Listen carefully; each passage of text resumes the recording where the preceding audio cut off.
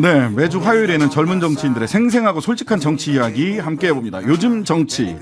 오늘 함께 해주실 두 분은요, 장해찬 청년재당 이사장 그리고 권지웅 전 더불어민주당 비대위원입니다. 두 분 어서 오세요. 안녕하세요. 네, 요즘 많이 바쁘지 않으세요? 네, 전국 돌아다니느라 그래서 다음 3주 동안은 못 보게 돼서 너무 아쉽습니다. 네, 장해찬 이사장이 국민의힘 청년 최고위원으로 입후보를 하고 지금 전국을 돌고 계셔서 네. 다음 3주 동안은 저희들과 함께 하지는 못하십니다.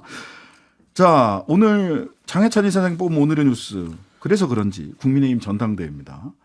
근데 이게 뭐 장 이사장님만 뭐 이렇게 홍보를 해드릴 수는 없어서 전체적으로 놓고 그럼요. 네. 일단 그래도 최근 여론조사 결과 보니까 선두주자로 꼽히고 있습니다. 뭐 어떻게 이대로 쭉 가면 당선 확실한 겁니까? 그러니까 너무 감사한 일이고요. 네. 제가 이 선거라는 게 선거 기간 한두 달 가지고 하는 게 아니다라는 걸 많이 느끼고 있거든요.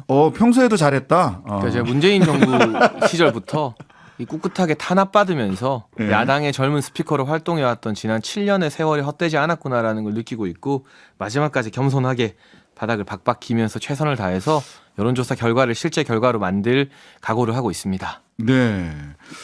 자, 장해찬 이사장께서는 가짜 보수를 청산해서 보수 대개혁을 하겠다 이렇게 얘기를 했어요.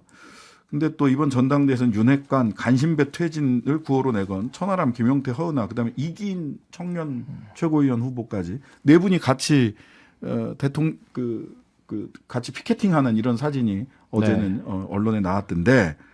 자, 그러면 이분들 가짜 보십니까? 그러니까 저는 그 네 분에 대해서 언급하고 싶지는 않고 이준석 전 대표 이야기를 하고 싶습니다. 그 네 분이 사실상 이준석의 아바타, 이준석 키즈로서 역할을 하고 있기 때문에 예를 들면 우리 정당의 다양성이 필요하지만 국민의힘이라는 정당 내부에서 민주당과 이해관계가 일치하는 정치인을 저는 가짜 보수라고 보고 있어요. 이해관계가 일치한다. 누구랑? 민주당과. 결국 윤석열 정부나 국민의힘의 지지율이 떨어졌을 때 자신들의 공간이 열리고 뒤에서 기뻐하면서 아마도 소주 한잔할 이럴 정치인들을 저는 가짜 보수라고 보고 있어서 단순히 생각이 다르다, 노선이 다르다라고 가짜 보수라고 평가하진 않고요. 사실 이 이준석 키즈들도 내로남불이죠. 윤석열 대통령과의 가까운 관계를 이야기하는 친윤 후보들에 대해서는 문제가 있다고 비판하면서 본인들은 정작 이준석 전 대표 8위로 선거하고 있는 거 아니겠습니까? 그런 이준석식 정치의 내로남불을 좀 이 보수 진영에서 걷어낼 필요가 있다는 생각을 하고 있고 이들이 물러난 자리에 이번에 저희 당에서 지방선거 311명의 청년 당선자를 냈어요. 역대 최다인데요. 네. 청년 지방의원들이나 새로운 청년 스피커들을 키울 수 있다면 그것 또한 보수의 새 미래를 제시하는 차원에서 의미가 있는 공약일 것 같습니다. 자, 민주당과 이해관계가 일치하는 사람이 가짜 보수다라는 평가. 민주당 전 비대위원 권지웅 비대위원 어떻게 생각하세요? 저는 그 개념이 막 잘 동의가 안 돼요. 그리고 와닿지도 않고. 왜 그러냐면 어떤 사안에 따라서는 상대당이라 할지라도 의견이 비슷할 수 있습니다. 근데 그 의견을 낸다고 해서 저당과 이해관계를 같이 하는구나 이렇게 공격을 많이 하시는데 사실 저도 그런 공격을 많이 받아요. 제가 어떻게 생각했을 때 이게 훨씬 더 상식적이라고 어떤 주장을 하면 민주당 내부의 어떤 분들이 너 국민의힘이랑 똑같은 주장을 하는구나. 넌 국민의힘으로 가라. 뭐 이렇게 하시는데 근데 그게 어떻게 그렇습니까? 저는 민주당을 통해서 세상을 바꾸고자 하는 마음은 여전하고 어떤 사안에 따라서 이견이 있을 뿐인데 그것을 어떤 아예 존재다. 가짜 보수다 이렇게 말하는 건 전 잘 이해 안 됩니다. 그러니까 사안에 따라 견해가 다른 것과 대통령 지지율이 떨어지기를 오매불만 기다리는 것과는 완전한 차이가 있다는 말씀드리고 싶고요. 제가 어느 방송을 나가도 우리 민주당 정치인들이나 민주당 패널들이 이준석 전 대표나 그 이준석 딱지 붙은 후보들 입에 침이 마르도록 칭찬을 하고 있습니다. 그걸 제가 매번 방송에서 목격하고 있는데 그것도 또 하나의 민주당과 이해관계가 일치한다는 증거가 되겠죠.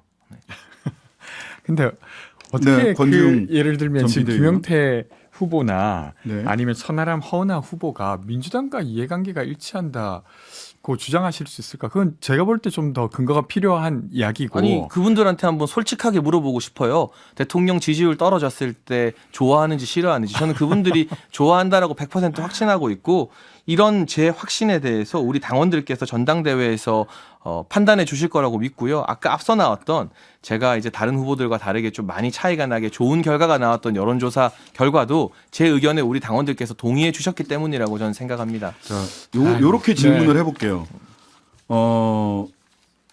여론조사 그 대통령 여론조사에 기뻐할 사람과 기뻐하지 않을 사람이라고 하는 하나의 기준이 선거 국면에서 또는 상대 후보의 경쟁 국면에서 하나의 기준이 될 수는 있을 텐데 거기에 보수, 가짜 보수, 진짜 보수라고 하는 굉장히 이념적이고 가치 중심의 이야기를 대통령 지지율에 대한 희비와 이념과 정체성을 일치시킬 수 있는 거냐. 이렇게 일단 되면 보수 논쟁이 굉장히 너무 구체적인 영역으로 내려가는 게 아닌가 하는 생각이 들어서요. 그러니까 저희가 이 예. 지난 두 번의 보수 정부를 만들었었는데 네. 이명박 전 대통령이나 박근혜 전 대통령도 굉장한 고초를 겪지 않았습니까? 네. 그렇기 때문에 적어도 어렵게 만든 정부의 성공을 위해서는 약간의 차이가 있더라도 다 같이 헌신해야 한다라는 대전제가 저는 보수 진영 안에 있다고 믿고요. 이념적으로도 저는 뭐 김대중 전 대통령의 공과를 인정하고 마찬가지로 박정희 전 대통령의 공과를 인정하는데 여기 나온 이 이준석 퀴즈 중에서는 김대중 전 대통령은 위대한데 박정희 전 대통령은 독재자기 때문에 아예 평가할 가치가 없다 이런 말씀하신 분도 있어요. 그 부분에 있어서는 이념적으로도 제가 이분들이 과연 보수의 이념에 대해서 충실하게 이 철학을 가지고 있는가 의문을 제기하기에 충분한 근거라고 보고 우리 당원들도 비슷하게 생각하실 겁니다. 저는 국민의힘 전당대회가 이런 좀 그 정체성이나 보수의 정체성이나 이런 논쟁 그다음에 보수의 대표적인 정책이 무엇이어야 하는가라고 하는 논쟁으로 좀 발전했으면 좋겠다라는 바람이 있어서 그런데 에드먼드 버크 보수의 품격이라는 책을 썼던 분 보면 보수는 전통과 간섭을 지키며 필요한 변화를 주의 깊고 조심스럽게 시도하는 겸손하고 신중한 정치적 태도를 중심으로 보수를 그 규정을 했는데 죄송합니다만 요즘 국민의힘 자칭 보수 정당이란 국민의힘 내부에서 오고 가는 말들이 태도와 품격 국민들이 보기에 태도와 품격을 갖추고 있는 이런 논쟁들이 오고 가는가에 대해서는 국민들이 조금 의구심을 가질 수도 있겠다 싶은 생각이 들어서 뭐 예. 저희가 그런 부분은 더 노력해야 되는 것이고요. 근데 네네. 아시겠지만 내부의 노선 투쟁과 이념 투쟁 때로는 격렬하고 치열할 수 있어요. 저도 네. 다른 후보들이 저에 대한 네거티브를 많이 하는데 음. 적어도 이 우리가 어렵게 만든 정부 성공에 대한 진심이 확인된다면 그리고 아까 말씀드린 김대중 전 대통령의 공과를 인정하는 노력으로 당연히 우리가 자랑스러워해야 될 박정희 전 대통령의 공과도 인정하겠다는 정도의 이념적 합의가 있다면 누구와도 얼싸안고 이 치열한 싸움 이후에 함께할 수 있지만 그 두 가지 기본 전제 조건이 틀렸는데 태도를 위해서 품격을 위해서 모두 다 품고 가야 된다. 그런 어정쩡한 주장에는 동의하고 싶지 않습니다. 어정쩡하다. 저는 예. 사실 권지웅 좀 비대위원. 그 예. 이제 국민의힘 이야기긴 하나 좀 이야기를 얹고 싶은 건 이런 네. 건데 사실 이제 윤석열 대통령이라고 해서 언제나 오를 수는 없잖아요. 잘못이 있었을 때 윤석열 대통령이라 할지라도 그리고 윤석열 대통령을 비판함으로써 윤석열 대통령의 국정 지지율이 떨어진다 하더라도 지적해야 될 때가 있죠. 제가 기억나는 대표적인 순간은 윤석열 대통령이 내부 총질 문자가 공개되었을 때와 그리고 MBC 전용 MBC 기자를 전용기에서 배제했을 때예요. 근데 그때 김용태 전 최고가 그것을 비판했어요.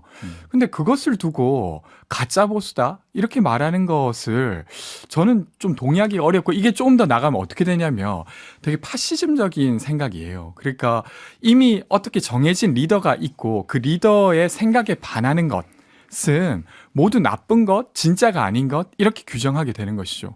근데 제가 민주당 내에서도 그런 분위기가 있을 때가 있거든요. 저는 그것이 정당의 발전 그게 국민의힘일지라도 저는 건강하게 발전하길 바라는데 국민의힘의 건강한 발전을 해친다고 생각하기에 말씀을 드리는 파시즘이라는 건 정과 사범 당대표 지키겠다고 장애투쟁하는 민주당에게 먼저 하시면 될 말씀이고요.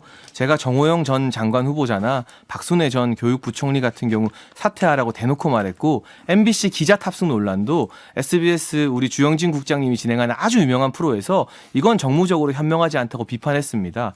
제가 사안에 대해서 비판하는 게 그럼에도 불구하고 내부의 어떤 총질이 아닌 이 비판, 쓴소리로 인식되는 건 이 정부에 대한 진심이 있다는 걸 우리 당원과 정부 구성원, 당의 구성원들이 인정하기 때문이고 하나의 사안 가지고 제가 말씀드리는 것이 아니라 훨씬 더 거시적인 정치의 흐름으로 그동안 축적된 메시지나 행태 등을 보고 비판하는 것이라서 저도 이 정부에 대해서 비판이나 쓴소리 누구 못지않게 했다는 말씀을 그러니까 드립니다. 잠시만요. 네.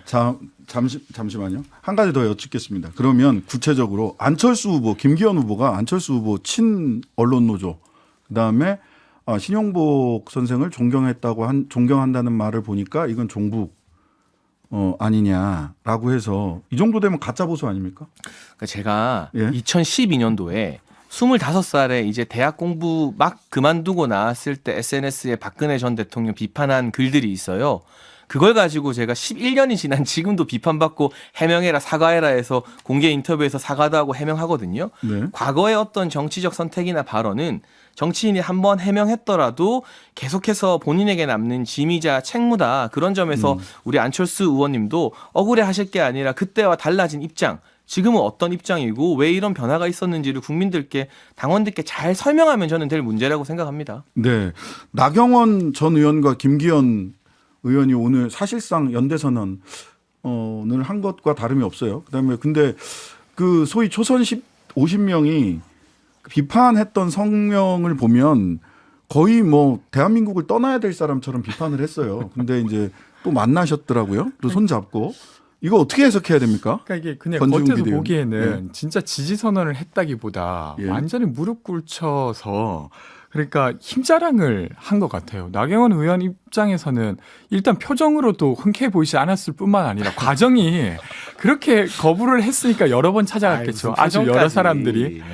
그러니까 이게 정말로 김기현 후보에게 도움이 되는 이게 뭔가 연대일까 그렇게 보이는 게 아니라 그냥 윤핵관들의 힘자랑으로 비춰서 되려 안 좋을 수도 있겠다. 윤핵관이란 말은 혼납니다. 잘못 쓰면. 아니 뭐 저야 좀 혼나. 어떻게 보세요? 짧게 하면 예, 예. 정치는 생물이라고 하잖아요. 예. 그렇게 사이가 안 좋았던 이준석 전 대표와 안철수 의원의 악연은 정치 관심 있는 분들이라면 누구나 알 겁니다.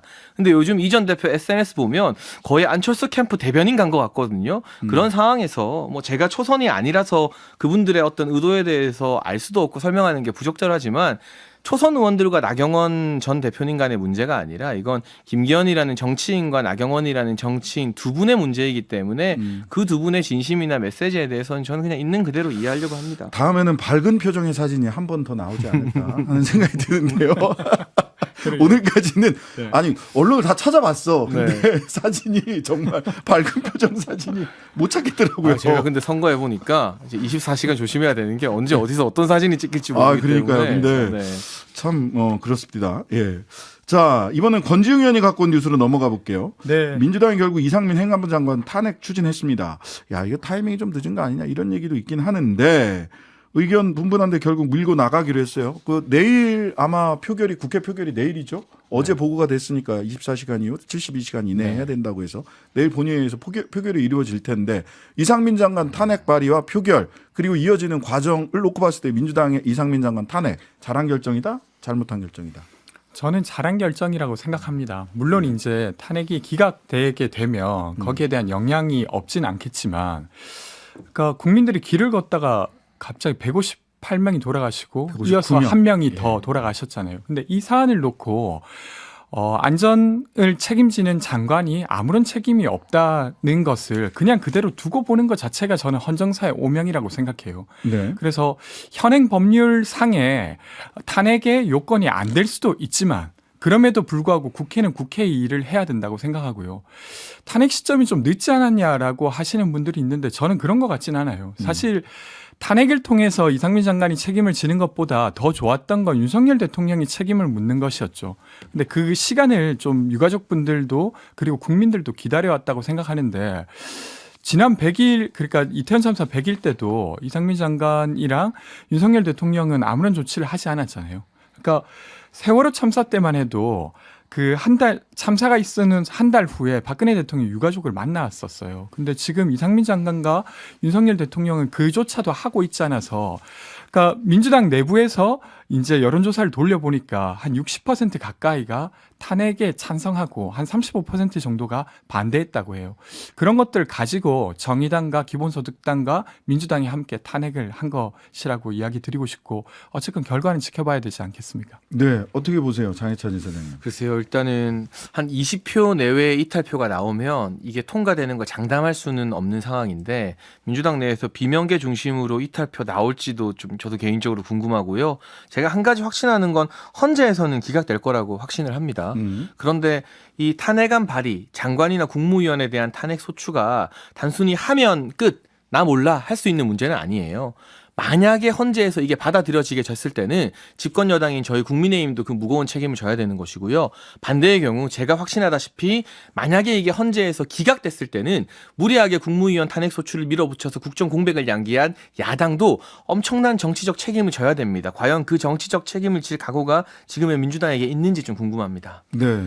그 탄핵 발의가 되면 일단 직무정지가 그 과반수로 어쨌든 네. 국회 과반으로 탄핵이 의결되면 바로 직무정지가 됩니다. 직무정지가 되고 헌법재판소법상 180일 이내에 탄핵에 대한 결정을 하도록 되어 있는데 뭐 60일, 90일 안에 대부분 그 두 번의 대통령에 대해서는 그랬는데 임성근 판사에 대해서는 8개월인가 9개월이 걸렸어요. 이게 강제 규정은 아니라서 자, 정치적 책임 민주당이 만약 기각되면 질 수밖에 없겠죠. 그 정치적 부담을 안고서도 지금 탄핵 발의를 한 이유가 뭐가 있을까요? 그러니까 사실 민주당 입장에서 좀 어려운 부분이긴 하죠. 왜냐하면 이번 이태원 참사의 성격이 국가의 부작위, 그러니까 국가가 부재함으로써 발생한 희생이었기 때문에 그것을 형사적으로 묻기가 쉽지 않은 건 알고 있습니다.